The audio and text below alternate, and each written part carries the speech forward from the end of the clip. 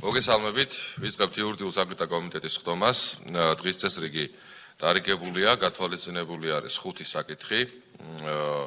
დაჩქარებული წესით განვიხილავთ რიგ კანონპროექტებს მეორე მოსმენით. შესაბამისად, გთხოვთ რომ დავამტკიცოთ დღის წესრიგი. დიდი მადლობა.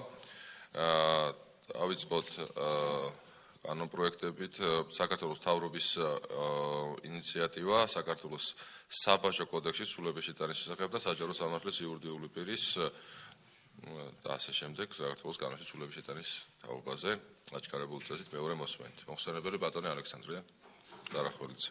ხო, ბატონი ალექსანდრე. დილამშვიდობის მოგესალმებით ყველას, გილოცავთ დღევანდელ დღეს. წარმოგიდგენთ ჩვენს მიერ შემუშავებულ ორ კანონპროექტს. პირველი არის საბაჟო კოდექსში ცვლილებები. შეგახსენეთ, რომ აღნიშნული ცვლილების მიზანს წარმოადგენს შეიქმნას ერთობლივი სამუშაო ჯგუფები შინაგან საქმეთა სამინისტროს ცენტრალური კრიმინალური პოლიციის დეპარტამენტისა და საბაჟო დეპარტამენტის წარმომადგენლების მონაწილეობით პორტებში, აეროპორტებში, საფოსტო გზავნილების პუნქტებში, ასევე სასაზღვრო გამშვიდობ პუნქტებზე, იმისათვის რომ გაკონტროლდეს ყველა შემომავალი და გამავალი ტვირთი და არ მოხდეს თქვათ უკანონო ნივთების, როგორც არის ნარკოტიკების და მსგავსი სხვა აკრძალული ნივთების ბრუნვა. მეორე მოსმენის ფარგლებში ცვლილებები არ განხორციელებულა, მოხლობრივი განხილვის დროს ბატონო თავმჯდომარე წარმოადგენთ შესაბამის ტექსტები დარიგებული არის კომიტეტის წევრებიც რა თქმა უნდა გასწრებულები არიან და შესაბამისად თუ არის კოლეგებო კითხვები, შენიშვნები, მოსაზრებები, გთხოვთ რომ მითხრათ. ერთი კითხვა ბატონო ალექსანდრემ, რაც არის ამ ცენტრთან დაკავშირებით, ამდენჯერმე დაისვა აღნიშნული საკითხი და კიდევ ერთხელ რომ განმარტოთ, მას არ ექნება სამართლებრივი ფორმა, ეს არ არის იურიდიული პირი, არამედ ეს არის გაერთიანება შინაგან საქმეთა სამინისტროს წარმომადგენლებისა და ფინანსთა სამინისტროს წარმომადგენლებისა იმისათვის რომ უზრუნველყოფილი იყოს უკანონო ბრუნვის, ანუ საზღვარზე უკანონოდ შემოტანილი საქონლის წინააღმდეგ ეფექტური საშუალებები იყოს გამოყენებული. კიდევ ერთხელ განმარტოთ ეს საკითხი. სტრუქტურული ერთეული არ არის, ხო?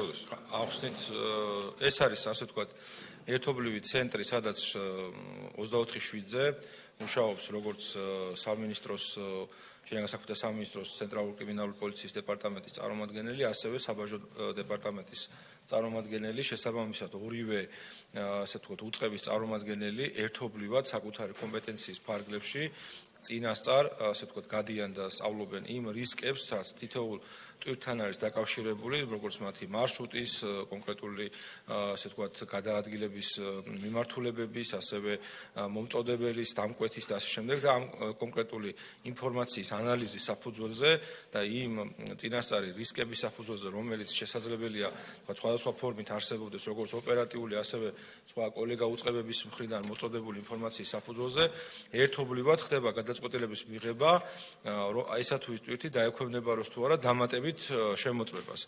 ამ მსგავსი სისტემა უკვე მოქმედებს სამინისტროს სისტემაში, ესე ვთქვათ, ეგრეთ წოდებული კონტეინერების კონტროლის პროგრამა ეთქვა, ეს თავის დროზე ჩვენი ასე ვთქვათ, პარტნიორების ხარდაჭერით შემუშავდა ეს პროგრამა და საკმაოდ ეფექტურია და კარგად მუშაობს და იმეგება ამ მექანიზმის გაფართოვება ერთის მხრივ ცენტრალიზებულად ცენტრის მეშვეობით და გიდასტურებთ, რომ ეს რაღაცა ცალკე ადმინისტრაციული ორგანო, რომელიც გადაწყვეტილებას გამოსცემს და მე ამის გასაჩივრების ვადები და ასე შემდეგ იქნება გაწერილი მსგავსი მექანიზმი არ არსებობს. ეს არის ერთგვარი ანალიტიკოსების ჯგუფი, რომელიც წინასწარ იმ დოკუმენტაციაზე და პროგრამაში არსებულ მონაცემებზე და ასევე ოპერატიული ინფორმაციაზე დაყრდნობით ამუშავებენ სავარაუდო საეჭვო მარშრუტებს, სავარაუდო საეჭვო ტვირთებს და შესაბამისად იღებენ გადაწყვეტილებას და მის გასცემენ მითითებას, თქვათ, რომელი ტვირთი დაექვემდებაროს დამატებით კონტროლს. ეხლა რა თქმა უნდა, ყველა ტვირთი ვერ გაკონტროლდება, ფიზიკურად შეუძლებელი ათასობით კონტეინერი მოძრაობს ყოველდღიურად და თითო კონტეინერის შემოწმებას დაახლოებით ერთი დღე და მეტი ჭირდება ხოლმე საფუძვლიან შემოწმებას. შესაბამისად, ეხლა ფიზიკურად შეუძლებელია, რომ რიგები დადგება იმ ხელა, რომ საქართველოს ძალიან მნიშვნელოვანი საფრთხე შეიძლება დაედოს, ასე ვთქვათ, ამას თუ კი ყველა ტვირთი გადამოწდება. ამიტომ აქ ერთადერთი გამართლებული სისტემა არის რისკებზე და ანალიზზე დაფუძნებული, ასე ვთქვათ, სამუშაო ჯგუფების არსებობა. სწორედ ამ ფარგლებში იქნება განხორციელებული სამუშაოები. ასევე იქნება ერთობლივი ჯგუფები ადგილზე, თითოეულ სასაზღვრო გამშვებ პუნქტზე, აეროპორტებში, პორტებში და საფოსტო გზავნილების პუნქტებში. აქაც ანალოგიური სისტემით, თუ კი ადგილზე გარკვეული ეჭვი არსებობს, რა თქმა უნდა, ცენტრთან კოორდინაციით მიღებული იქნება გადაწყვეტილება, რომ ესა თუ ის ტვირთი დამატებით დაექვემდება რომ შემოწმებას. ასე რომ ერთობლივი მუშაობა მოგცევს იმის საშუალებას, რომ მაქსიმალურად ყველა ის რისკი, რაც ამ მიმართულებით არსებობს, გადაზღვეული იყოს და ყველა ტვირთი, სადაც კი ეჭვი არსებობს, გადამოწმდეს იმისათვის, რომ ერთის მხრივ პრევენციული ეფექტიც ექნება ამ მექანიზმის არსებობას და თუ კი რა თქმა უნდა ვინმე შეეცდება კანონის გვერდისავლით რაიმე აკრძალვის შემოტანას, ბუნებრივია მის მიმართ შესაბამისი ღონისძიების გატარდება. ბატონო, მადლობა. შენიშნული მოსაზრებები ხომ არ არის აღნიშნულ საკითხთან დაკავშირებით? არ არის მეორე კანონპროექტთან დაკავშირებით? მეორე კანონპროექტი ეხება საფასურო, ესე ძელი სათაური აქ ამ კანონს საჯარო ბატონო ალექსანდრე, შინაარსი ძირითადი არსი ამ ცვლილების არის. ბატონო ალექსანდრე. დიახ, ცნობილი არის კომპლექსების აღნიშნული საკითხი, ისე დაწვრილებას თომასეც განვიხილეთ. თუ არის შენიშნული მოსაზრებები, ან ცვლილებები ხომ არ განხორციელებულა? ცვლილებები არ განხორციელებულა, იდენტური ტექსტი არის წარმოდგენილი, შესაბამისად კითხვები არის დათვალ. თუ არის კითხვები, ასეთი არ გახლავთ. დიდი მადლობა, ამით საკითხის განხილვა დასრულებული აქვს, თქოთ. დიდი მადლობა. შემდეგი საკითხი გახლავთ ბატონი თორნიკე ჭეიშვილის გამოსატანი, ეს არის საქართველოს სისხლის სამართლის საპროცესო კოდექსის ცვლილების შეტანის შესახებ თამდევ ცვლილებასთან ერთად დაჩქარებული. მეორე მოსმენით. გმადლობთ ბატონო თავმჯდომარეო, კოლეგებო, წარმოგიდგენთ მეორე მოსმენით საქართველოს სისხლის სამართლის საპროცესო კოდექსში ცვლილებას და თამდევ ცვლილებას ფსიქიკური ჯანმრთელობის შესახებ საქართველოს კანონში დაჩქარებული წესით განვიხილავთ. კიდევ ერთხელ შეგახსენებთ, რომ აღნიშნული ცვლილებები არის გამოწვეული საქართველოს საკონსტიტუციო სასამართლოს გადაწყვეტილებიდან გამომდინარე, ამ გადაწყვეტილების აღსრულების მიზნებიდან გამომდინარე. ასევე მოგახსენებთ იმას, რომ პირველი მოსმენის შემდეგ კანონპროექტებს ფაქტობრივად ცვლილება არ განუცდია, მხოლოდ რამდენიმე შემთხვევაში ტექნიკურად მოხდა გასწორება მითითებითი ნორმების დონეზე და ფორმულირების დონეზე, ასე ვთქვათ, მრავლობითი ფორმა მხოლობითით შეიცვალა, ეს არის რეალურად ტექნიკური ხასიათის შესწორებები. რა თქმა უნდა, თუ არის სხვა შენიშვნები წარმოდგენილ კანონპროექტთან დაკავშირებით, მეორე მოსმენის ფარგლებში მზად ვარ მუხლობრივი განხილვისთვის. მადლობა ბატონო თორნიკე, თუ არის შენიშნული მოსაზრებები, რომელიმე კანონპროექტთან დაკავშირებით, ასეთი არ გახლავთ. ერთი დათმა გავაკეთოთ ბატონო თორნიკე, რომ ჩვენ გამომდინარე იქიდან, რომ გვაქვს შესაბამის რელევანტურ უწყებებთან კომუნიკაცია, ან პარლამენტის თომაზე მეორე მოსმენის განხილვის ფარგლებში, ან მესამე მოსმენის დროს გარკვეული ხასიათის ცვლილებები შევიტანოთ, დავაზუსტოთ აღსრულებასთან დაკავშირებული საკითხები. თუ იქნება წარმოდგენილი შესაბამისი არგუმენტირებული პოზიცია, რა თქმა უნდა, მეორე მოსმენის ფარგლებში პლენარულ სხდომაზე შესაძლებელია, ასე ვთქვათ, დამატებით მოხდეს საკითხის განხილვა. რაც რა თქმა უნდა დეტალურად ეცნობა საზოგადოებასაც და პარლამენტის წევრებსაც. მადლობა. შენიშნული მოსაზრებების სხვა დამატებითი არ გახლავთ, ამით საკითხის განხილვა დასრულებულია. მადლობა ბატონო თორნიკე. შემდეგი საკითხი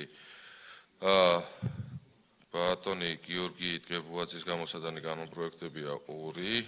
ეს გახლავთ დანაშაულის პრევენციის, არასაპატიმო სასჯელთა აღსრულების წესისა და პრობაციის შესახებ საქართველოს კანონში ცვლილების შეტანის თაობაზე, სხვა კანონპროექტებთან ერთად მეორე მოსმენი დაჩქარებული წესით.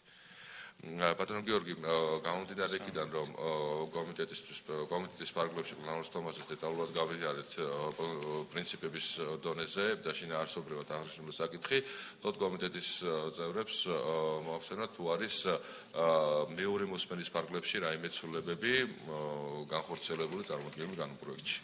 თუ ასეთი არ არის, მაშინ თითოეულთან დაკავშირებით გითხარით, რომ არ არის და შემდეგ კომიტეტის წევრებს თუ ექნებათ კითხვები დაისმება, რა თქმა უნდა. დიდი მადლობა, მოგესალმებით.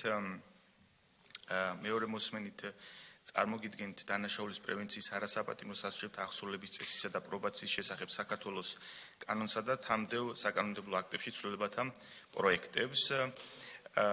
ბატონ არჩილ საკანონმდებლო პაკეტის შემოვალ კანონპროექტებში რამდენიმე ცვლილება განხორციელდა პარლამენტის იურიდიული კომიტეტის აპარატთან კონსულტაციის შედეგად და კონკრეტულად მოგახსენებთ პირველი დანაშაულის პრევენციის არასაპატიმრო სასჯელთა აღსრულების წესისა და პრობაციის შესახებ საქართველოს კანონში ცვლილების პროექტის პირველი მუხლის პირველ პუნქტში ცვლილება არ განხორციელებულა.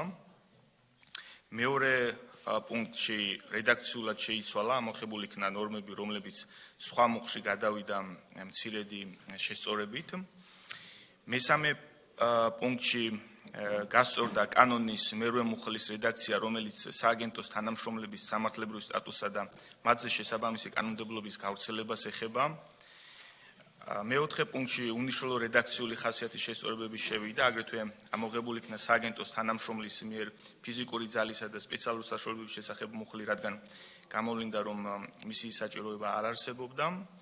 მეხუთე პუნქტში ამოღებული იქნა ამავე მუხლის მეოთხე პუნქტში შეტანილი რედაქციული ხასიათის შესწორებების გათვალისწინებით. მეექვსე პუნქტში სააგენტოს მომსახურების მიერ სამსახურის გავლასთან დაკავშირებულ თავში რამდენიმე მუხლში მცირედი შესწორებები შევიდა. მერვე პუნქტში ამოღებული იქნა არასაპატიმრო სასჯელთა აღსრულებისა და პრობაციის პროცესის ცალკეული საკითხები მათი დამატებითი შესწავლისა და საჭიროების შემთხვევაში ცალკე რეგულირების მიზნით და მერვე პუნქტიდან მე-16 პუნქტების ჩათვლით ასევე ამოღებული იქნა არასაპატიმრო სასჯელთა აღსრულებისა და პრობაციის პროცესის ცალკეული საკითხები მათი დამატებითი შესწავლისა და საჭიროების შემთხვევაში ცალკე რეგულირების მიზნით. პირველი მუხლიდან ერთ-ერთი პუნქტი ამოღებული იქნა და გადაინომრა პირველი მუხლის პუნქტები. მეორე მუხლში კანონქვემდებარე ნორმატიული აქტების გამოცემის ვადად განისაზღვრა 26 წლის 1 მარტი. მუხლი მთლიანად რედაქციულად გადამუშავდა და გამოსაცემ აქტებს დაემატა სააგენტოს მომსახურების სამსახურებრივი მოწყობის ფორმის დამტკიცება. მესამე მუხლში კანონის ძირითადი ნაწილის ამოქმედების ვადად განისაზღვრა ასევე 26 წლის 1 მარტი. კიდევ ერთხელ დავაკონკრეტებ, რომ ჩვენ თავიდანვე აღვნიშნეთ, რომ კანონ პროექტის დიდი პაკეტი იყო სულ თავიდან ინიციირებული. შემდეგში ჩვენ გადავწყვიტეთ, რომ ნაწილზე კანონ პროექტის ნაწილზე გაგვეგზელებინა მუშაობა და წარმოგიდგინეთ, რომელიც ძირითადად სოციალურ პაკეტს ეხებოდა და სამინისტრომ მიიღო გადაწყვეტილება, რომ სხვა დანარჩენ მუხლებზე, რომლებზეც მე ახლა თქვენ გესაუბრეთ და დავაკონკრეტე, სხვა პაკეტის ფარგლებში გავაგრძელებთ მუშაობას, ვინაიდან პაკეტი იყო დაახლოებით რამდენიმე თვის წინ ინიციირებული, სხვა საკანონმდებლო აქტები შეიცვალა და მიზანშეწონილი გახდა, რომ სამინისტრომ ეს ახლებურად გადაამუშავოს სხვა მიმართულებით ახალი გამოწვევების გათვალისწინებით. შესაბამისად, თანამდებობ ცვლილებებთან მიმართებით საჯარო სამსახურის შესახებ საქართველოს კანონში ცვლილების პროექტის პირველ მუხლში ცვლილება არ განხორციელებულა, მეორე მუხლში კანონ თუ არ განხორციელებულა არ არის პრობლემა, უბრალოდ ვადა შეიცვალა აქ, კი ბატონო. მესამე შემდეგ ეს არის საჯარო დაწესებულებაში შრომის ანაზღაურების შესახებ საქართველოს კანონში ცვლილების პროექტის მეორე მუხლი დუბლირების გამო იქნა ამოღებული და მესამე მუხლში კანონის ამოქმედების ვადად განისაზღვრა 26 წლის 1 მარტი. ასევე სახელმწიფო სპეციალური წოდების შესახებ საქართველოს კანონში ცვლილების პროექტის პირველი მუხლში ამოღებული იქნა მითითება სააგენტოს მოსამსახურებისას უმცროსი სპეციალისტის წოდების ნიჭების შესახებ გადაინომრა შესაბამისი პუნქტები. მეორე მუხლში ამ მუხლის სახით კანონ პროექტს დაემატა დათქმა, რომ სააგენტოს იმ მოსამსახურებს, რომლებთაც პირველი 20 წლის 1 იანვრიდან ამ კანონის ამოქმედებამდე ამავე სააგენტოს დასაქმების პერიოდში არ ჰქონდათ სპეციალური წოდების მიღების უფლება და ეს უფლება ამ კანონით ენიჭებათ შესაბამისი პერიოდი ჩაითვალოთ სპეციალური წოდების ნამსახურებად და მესამე მუხლში დაკონკრეტდა თარიღი. შემდეგ კანონი ეს არის სახელმწიფო კომპენსაციისა და სახელმწიფო აკადემიური სტიპენდიის შესახებ. პირველი მუხლი სრულად გადამუშავდა შესაბამის კანონში პროექტის ინიციირებიდან დღემდე შეტანილი ცვლილებების გათვალისწინებით. მეორე და მესამე მუხლში დაზუსტდა თარიღი. შეკრებისა და მანიფესტაციის შესახებ საქართველოს კანონში ცვლილების პროექტის პირველ მუხლში ცვლილება არ განხორციელებოდა და მეორე მუხლში დაკონკრეტდა თარიღი. მოქალაქე და პოლიტიკური გაერთიანების შესახებ საქართველოს ორგანულ კანონში პირველ მუხლში ცვლილება არ განხორციელებდა და მეორე მუხლში დაკონკრეტდა თარიღი და ბოლოს ორგანულ კანონში საარჩევნო კოდექსში ცვლილების პროექტის შესაბამისად თქვენც გუშინ აღნიშნეთ კომიტეტზე, რომ ახალ ცვლილებებშიც იქნება ასახული ეს ჩვენი გადამუშავებული ვერსია, რომლის შესაბამისად კანონში პროექტის ინიციირებიდან დღემდე შეტანილი ცვლილებების გათვალისწინებით დაკონკრეტდება ჩვენს თანამშრომლებთან მიმართებით ეს ინიცირებული სპეციალური წესები და აქაც კანონის სამოქმედების ვადად განისაზღვრა პირველი მარტი.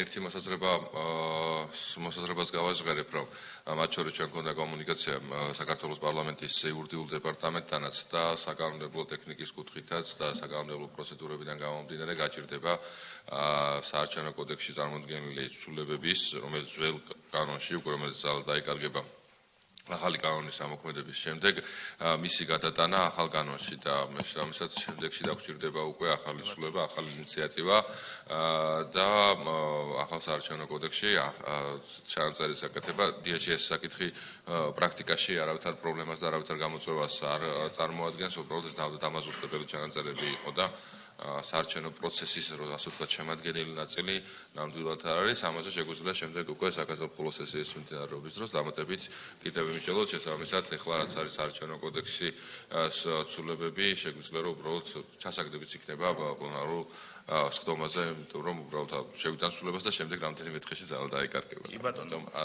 და აზრი არ აქვს ამართლების შედეგის წარმოშობი არ იქნება. კოლეგებო, შენიშნული მოსაზრებები ამ პროექტთან დაკავშირებით, ინიციაციასთან დაკავშირებით ხომ არ არის? თავზე საზოგადოებისგანაც არ არის მადლობა. შემდეგ გამოსატანი არის თქვენი გამოსატანია მიწის ნაკვეთებზე უფლებათა სისტემური და სპორადული რეგისტრაციის წესისა და საკადასტრო მონაცემების სრულყოფის შესახებ საქართველოს კანონში ცვლილების შეტანის თაობაზე სხვა კანონპროექტებთან ერთად გამომდინარე იქიდან რომ ჩვენ აქტიურად ვიმუშავებთ ამ ცვლილებებზე ერთობლივად სამინისტროს გუნდთან ერთად შინაარსი უცვლელი არის წარმოდგენილი კი გახლავთ კანონპროექტები და თუ იქნება მივყვეთ თითოეულ კანონპროექტს და თუ კოლეგებს ექნებათ რაიმე შენიშვნა ან მოსაზრება, რა თქმა უნდა ისინი აქტიურად შეძლო რომ გააშღეროთ და დეტალურად მოხლობრივად ესე მითითებაც ნაკლებად იქნება საჭირო. პირველი კანონპროექტი შესაბამისად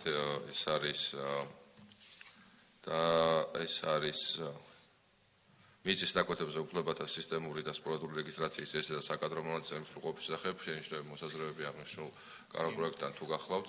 ბატონო არჩილ, აქ დავაკონკრეტებ კიდევ ერთხელ ჩვენ რაც წინა პირველი მოსვენის დროს ჩვენ აღნიშნეთ, რომ პირველ მუხში დაზუსტდა, რომ სპორადული რეგისტრაციის დადგენილი წესი წარდგენილი განცხადების საფუძველზე სააგენტოს მიერ მიწის ნაკვეთის საკუთრების უფლების აღიარებისა და სარეგისტრაციო მომსახურების საფასური, რომელიც საქართველოს მთავრობის დადგენილებით განისაზღვრება, არ უნდა აღემატებოდეს. აქ ჩვენ თარიღი დავაკონკრეტეთ 25 წლის 3 დეკემბრამდე მოქმედი სააგენტოს მიერ გაწეული მომსახურების საფასურის უმაღლესი განაკვეთის ორმაგოდენობას. მხოლოდ ეს დაზუსტდა და კიდევ ერთხელ მას გავიმეორებთ, რომ შემდგომში ეს ინტერპრეტაციის საგანი არ გამხდარებულა. კი ბატონო. შენიშნული მოსაზრებები თუ არის ასეთი არ გახლავთ, შესაბამისად ცვლილებები რაც მეორე მოსმენაზე იქნა საკანონმდებლო ტექნიკის დახოცის კუთხით ასახული არის და აპარატსაც ვთხოვ რომ ამ ცვლილებების ასახვით გაიგზავნოს უკვე ბიუროს ფორმატში და პლანარულ სხდომაზე. საკითხის განხილვა დასრულებულია. მადლობა და ბოლო საკითხს მადლობთ ბატონო გიორგი, თხოვთ რომ ბატონო არჩილ, ბოდიში ასევე ერთ საჯარო რეესტრის შესახებ საქართველოს კანონში ცვლილების პროექტის ნაწილში ასევე ჩვენ ეს აღნიშნეთ, მაგრამ კიდევ ერთხელ დავაზუსტებ, რომ პირველი მუხლის პირველ პუნქტში შეიცვალა ტერმინი სახელმწიფო ამზომველის და დიახ ამ მის ნაცვლად ჩვენ გთავაზობთ ტერმინს სააგენტოს ამზომველს, კერძოდ აქ საუბრობთ სრულად ეს იქნება საჯარო რეესტრის ეროვნული სააგენტოს ამზომველის სახელწოდებას. ეს უბრალოდ დავაკონკრეტეთ, დავაზუსტეთ საერთო კონსულტაციების შედეგად და შესაბამისად კიდევ ერთხელ ამას ყოველ შემთხვევაში მეორე მოსმენის ნაწილშიც გავიმეორებთ. დიდი მადლობა. კი ბატონო, მადლობა. ტერმინის დაზუსტება არის და სახელმწიფო ამზომველის დასმა სააგენტოს ამზომებელი იქნება მითითებული. კარგი, მადლობა. სხვა საკითხები თუ არ არის, ბოლო საკითხი ჩემი გამოსატანი გახლავთ, ბატონო თან გეკითხავთ.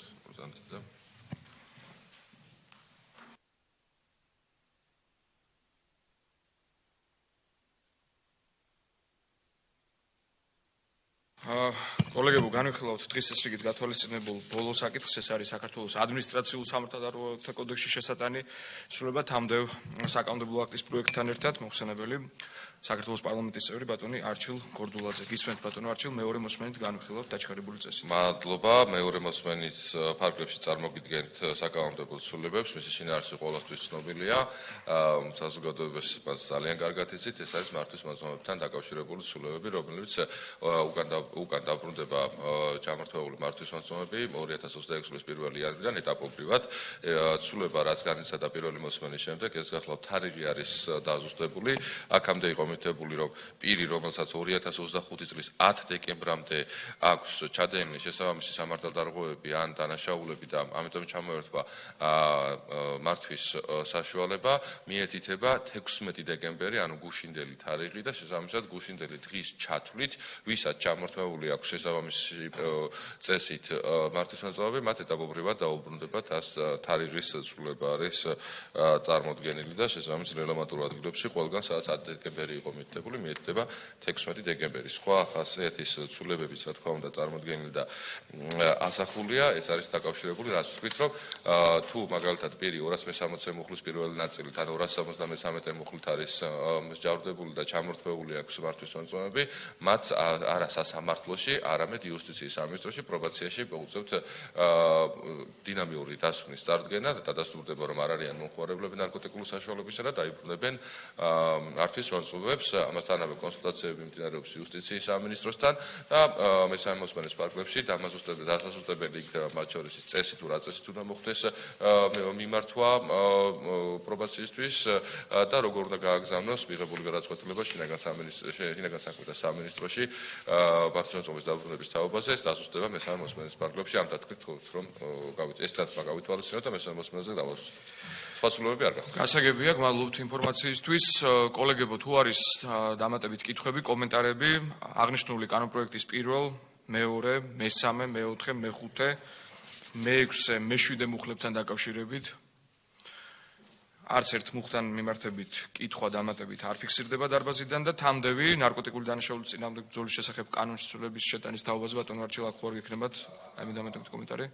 აქვე გულისხმე, დიახ, რომ აქ იქნება დასასუსტებელი, ამ კანონში იქნება დასასუსტებელი იუსტიციის მინისტრიის გამოსაცემ ბრძანებასთან და ტექნიკურ საკითხებთან დაკავშირებული ცვლილებები, რომელსაც უკვე ნაწილი ასახულია, ნაწილს მესამე მოსმენის ფარგლებში ავსახავთ. კოლეგებო, პირველ მუხლზე შეკითხვა შენიშვნა მოსაზრება არ ფიქსირდება, არც მეორე მუხლთან დაკავშირებით როგორც ხედავ და ასევე მესამე მუხლი, რომელიც შეეხება ამოქმედების ვადებს. მასშტაბდამე საკითხი განხილულია. მადლობთ, შეგიძლიათ დაიკავოთ ადგილი.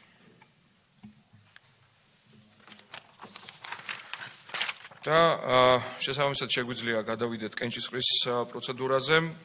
ჯამში არის 5 საკითხი. პირველი ეს გახლდათ საქართველოს პარლამენტის წევრთა მიერ საკანონმდებლო ინიციატივის წესით წარმოდგენილი ადმინისტრაციულ სამართალდარღვევათა კოდექსის ცვლილება თამდევ ცვლილებასთან ერთად, რაც ბატონმა არჩილმა წარმოადგინა. კოლეგებო, ვინ არის მომხრე, რომ ხარი დაუჭიროთ ამ ინიციატივას? ერთხმად არის მხარდაჭერილი მეორე მოსმენით. შემდეგ ეს არის ასევე საქართველოს პარლამენტის წევრების მიერ საკანონმდებლო ინიციატივის წესით წარმოდგენილი საქართველოს სისხლის სამართლის საპროცესო კოდექსის ცვლილება თამდევ ცვლილებასთან ერთად. ვინ არის მომხრე, რომ მეორე მოსმენით მხარდაჭერილი იქნეს? ერთხმად მხარდაჭერილია. მესამე ეს არის საქართველოს მთავრობის მიერ საკანონმდებლო ინიციატივის წესით წარმოდგენილი კანონის პროექტი დანაშაულის პრევენციის არასაპატიმრო სასჯელთა აღსრულების წესსა და პრობაციის შესახებ კანონის ცვლილების შეტანის თაობაზე და ამავე ცვლილებათა პაკეტში შემავალი სხვა კანონპროექტები. ვინ არის მომხრე, რომ დაუჭიროთ მხარი? ერთხმად მხარდაჭერილია. საქართველოს მთავრობის მიერ საკანონმდებლო ინიციატივის წესით წარმოდგენილი მიწის ნაკვეთებზე უფლებათა სისტემური და სპორადული რეგისტრაციის წესით და საკადასტრო მონაცემების სრულყოფის შესახებ კანონის ცვლილება და ამავე ცვლილებათა პაკეტში შემავალი სხვა კანონპროექტები. მეორე მოსმენით ვინ არის მომხრე, რომ დაუჭიროთ მხარი? ერთხმად ასევე არის მხარდაჭერილი და ბოლო საკითხი ეს არის ასევე საქართველოს მთავრობის მიერ საკანონმდებლო ინიციატივის წესით წარმოდგენილი საქართველოს საბაჟო კოდექსის ცვლილების შეტანის შესახებ და საჯარო სამართლის იურიდიული პირის შინაგან საქმეთა სამინისტროს მომსახურების აგენტოს მიერ გაწეული მომსახურებისთვის დაწესებული საფასურის და ვადების შესახებ კანონში ცვლილება. მეორე მოსმენით განვიხილეთ ეს საკითხიც. ვინ არის მომხრე, რომ დაუჭიროთ მხარი მეორე მოსმენით? მხარდაჭერილია. ასევე ერთხმად დღის ეს რიგით გათვალისწინებული საკითხები ამოწურულია. დიდი მადლობა მუშაობისთვის, კოლეგებო, კომიტეტის ყდობა დახურულია.